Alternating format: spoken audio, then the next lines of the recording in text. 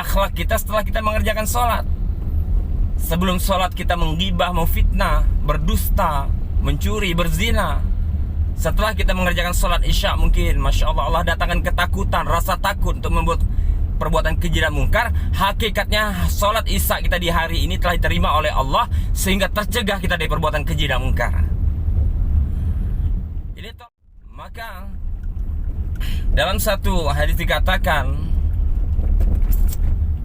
bahwa as-sholatu mi'rajul mu'min tadi.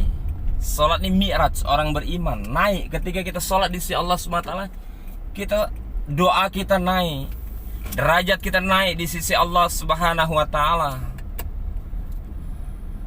Kemudian dalam Quran Allah Subhanahu wa taala katakan, inna sholata tanha anil fahsya wal munkar. Sesungguhnya sholat ini akan mencegah pelakunya. Siapa pelaku sholat? Saya, istri saya, anak-anak saya, daripada perbuatan keji dan mungkar. Jadi umat Islam yang dia mengerjakan sholat, sholat diterima oleh Allah Subhanahu wa taala, sholat yang ia kerjakan diterima oleh Allah Subhanahu wa taala, pasti dan pasti sholatnya akan mencegah ia dari perbuatan keji dan mungkar. Hari ini kalaulah ada hari ini kita mungkin saya sebagai selaku pelaku sholat belum mencegah daripada perbuatan keji dan mungkar.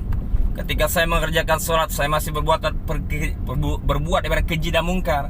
Atau istri anak-anak saya, atau bahkan umat Islam ada yang mengerjakan sholat tapi masih mencuri, tapi masih berzina, tapi masih menggibah, memfitnah, masih berdusta, masih banyak mengerjakan kemaksiatan, masih banyak mengerjakan perbuatan keji dan mungkar.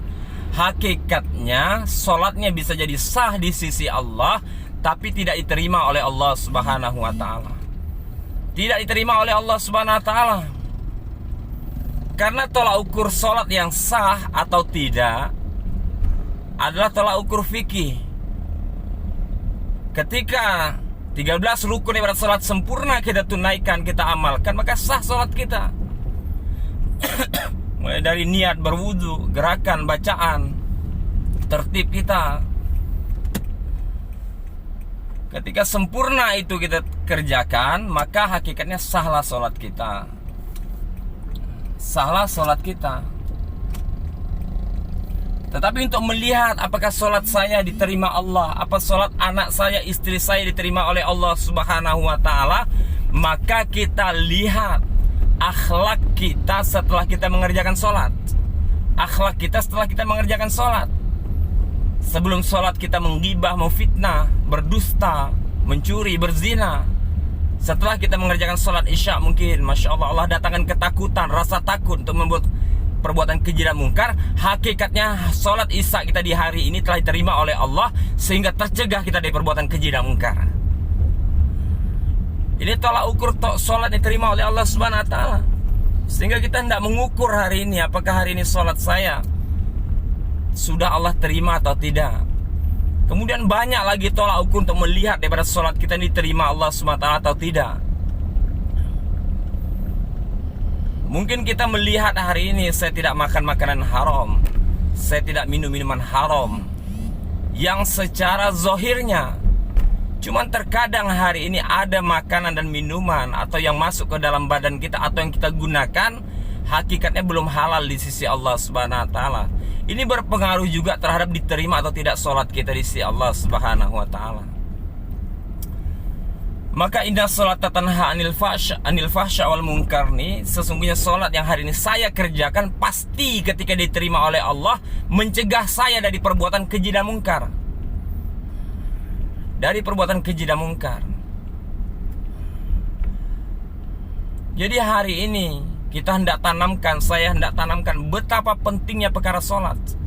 Betapa pentingnya perkara sholat dalam kehidupan kita di dunia yang sementara nih, dan di akhirat dan kekal abadi selama-lamanya.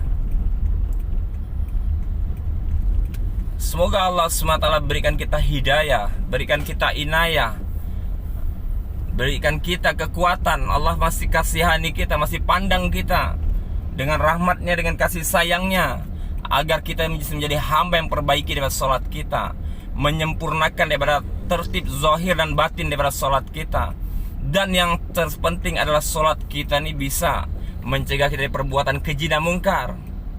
Kemudian sifat-sifat dalam sholat bisa kita bawa dalam kehidupan kita sehari-hari. Kita mohon kepada Allah, berdoa kepada Allah Subhanahu wa taala, dan jangan lupa kita saling mendoakan. Doakan saya doakan semuanya agar Allah Subhanahu wa taala berikan kita hidayah. Subhanallah bihamdi, subhanallah bihamdika, asyhadu an la ilaha illa anta, astaghfiruka wa atubu ilaik.